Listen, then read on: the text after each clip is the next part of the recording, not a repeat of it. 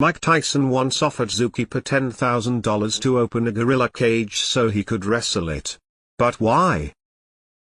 Imagine this: Mike Tyson, one of history's most feared boxers, once offered a zookeeper $10,000 to fight a gorilla inside a cage.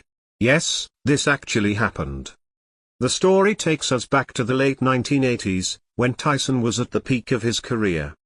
He was boxing's youngest heavyweight champion, known for his violent blows, unwavering confidence, and erratic demeanor. Tyson's fame had made him wealthy and influential, and he frequently spent his money in strange ways. One evening, he decided to do something that few people could possibly imagine.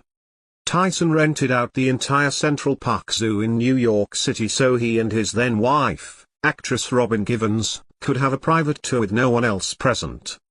As they strolled around the zoo, they ultimately arrived at the gorilla enclosure. Inside the cage, Tyson observed a big silverback gorilla. Silverbacks, the leaders of gorilla groups, are recognized for their size, power, and authority. This gorilla threw its weight around, pushing and threatening the other gorillas in the enclosure. Most people would find it fascinating to see wild animals behaving naturally.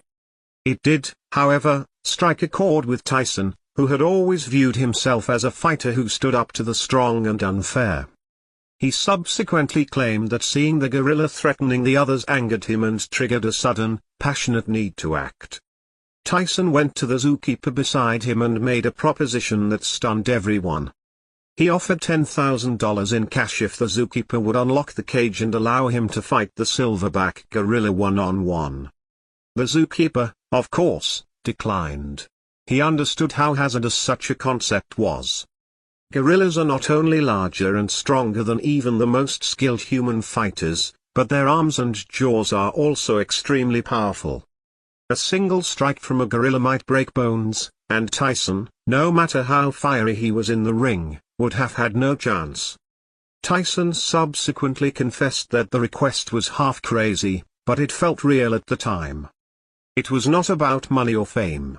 It was about his urge to confront something he thought was unfair. He once stated, "I paid the attendant to open the cage so I could bash the silverback's snot box." He declined. Looking back, the story has become one of the strangest and most talked about episodes from Tyson's wild past. It shows both his fearless personality and his impulsive nature. He had the kind of confidence that made him believe he could stand toe-to-toe with a 400-pound wild animal. Of course, we can only imagine what might have happened if the zookeeper had agreed. Experts say there is no question that the gorilla would have easily overpowered even a champion boxer like Tyson.